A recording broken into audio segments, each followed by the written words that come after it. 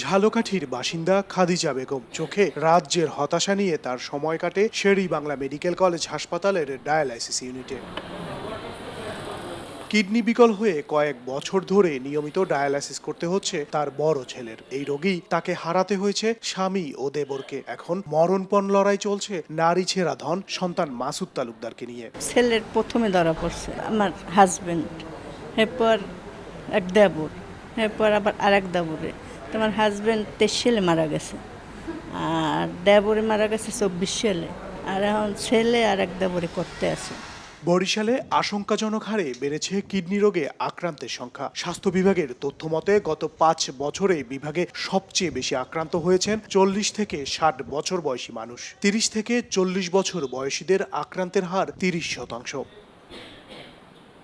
Sher-e-Bangla medical college হাসপাতালের মাত্র 20টি বেডে চলে ডায়ালাইসিস সেবা। এখানে স্বল্প খরচে সেবা পাওয়া গেলেও দীর্ঘ সিরিয়ালের কারণে অনেককেই ছুটতে হয় বেসরকারি ক্লিনিকে। আর শিশুদের চিকিৎসায় একমাত্র ভরসা রাজধানী। রমজানে পা ভাঙছে, এরপরে সমস্যা ধরা পড়ছে যে কিডনিতে বেশি সমস্যা হয়। ফ্যামিলির দৈনন্দিন চাহিদা পূরণে অনেক হিমশিম খাওয়া লাগে, অনেক টাকার ব্যাপার।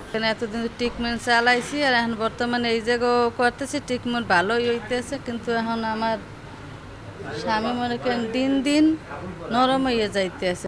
বিশেষজ্ঞরা বলছেন অনিয়মতান্ত্রিক জীবনযাপন ও চিকিৎসকের পরামর্শ ছাড়া ঔষধ সেবন এই রোগের অন্যতম প্রধান কারণ। এদিকে স্বাস্থ্য বিভাগ বলছে সরকারি হাসপাতালের সেবার পরিধি বাড়ানোর পাশাপাশি বেসরকারি ক্লিনিকগুলোর উপর নজরদারি জোরদার করা হচ্ছে। বিভিন্নভাবে ইন্ডিজিনিয়াস কিছু মেডিসিন আমরা ব্যবহার করি এবং আমাদের যে কেউ ব্যথা বা জ্বরের সময় এনএসআইড গ্রুপের ওষুধ ব্যবহার করে, যেগুলো কিডনির জন্য ক্ষতিকর। মালিক সমিতির সাথে কথা বলছে এবং তাদের যে কথাবার্তাগুলো, তাদের ইনভেস্ট বেশি, তো তাদেরকে আমরা অন্যভাবে পোষাইয়ে নেওয়ার জন্য অনুরোধ করছি, যাতে এই কিডনি রোগীগুলো দীর্ঘমেয়াদী চিকিৎসা যাতে একটু কম পয়সায় সাশ্রয়ে তারা চিকিৎসা নিতে পারে।